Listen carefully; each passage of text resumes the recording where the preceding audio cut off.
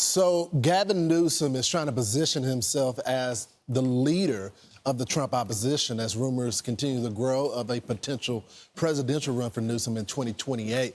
But he's faced a lot of criticism as governor. For instance, during COVID-19, nearly all K-12 districts were closed down, impacting over 6 million students. When it comes to housing, California is now leading the nation with the highest homeless population. They also give the most money there. And then critics are also blaming the state leadership for their response to the massive wildfires that destroyed neighborhoods earlier this year.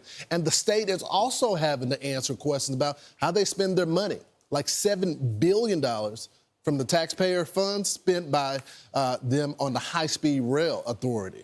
But they never even laid out a foot of the track. Let's bring in Fox News contributor Katie Pavlich to discuss. So, Katie, he wants to be the leader of the movement. Good morning to you. But when you look at his state and the results, I mean, there really isn't many. It's so sad that California is now a hollowed-out version of its former incredible self. I mean, California has amazing resources, and yet here we are with this devastation and apocalyptic scenes coming from L.A., whether it's the fires or whether it's these riots that are continuing.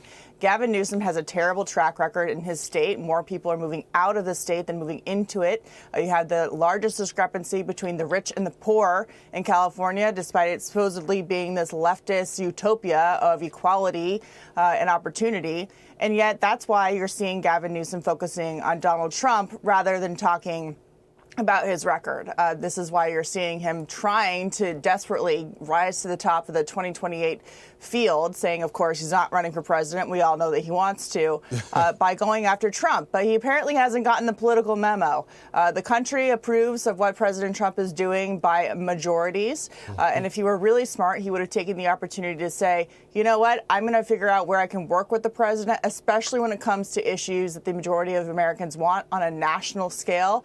And yet he hasn't been able to do that because he doesn't have a record to run on, and they still haven't gotten the memo that being anti-Trump is not enough to win a national election. You know, it's a great point, Katie. And when you look at Gavin Newsom's approval rating, 46% of the California folks approve him, and then 46% disapprove.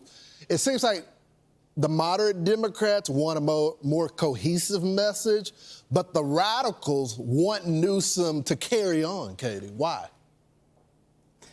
Well, the riots are a perfect example of how Gavin Newsom could have made some common sense decisions about this and risen to the top and worked with the federal government.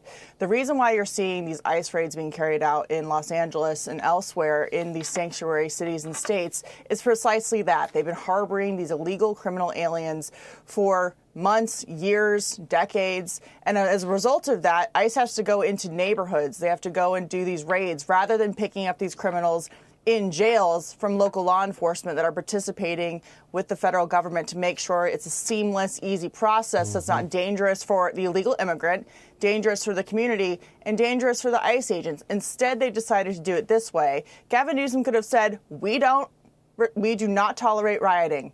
We don't care if you're a Republican or a Democrat. That's not what we do. We're going to work with the federal government to get these criminals off our streets and stop this mayhem. Instead, he decided to blame Trump for what's happening in California. I'm not sure that's going to work politically, and it will come back to haunt him. That's right. It's not real leadership. And the American people want a real leader. No, not Katie, at all. Great analysis. We appreciate it. Good to see you. Thanks, Lawrence. Likewise. I'm Steve Ducey. I'm Brian Kilmeade. And I'm Ainsley Earhart. And click here to subscribe to the Fox News YouTube page to catch our hottest interviews and most compelling analysis.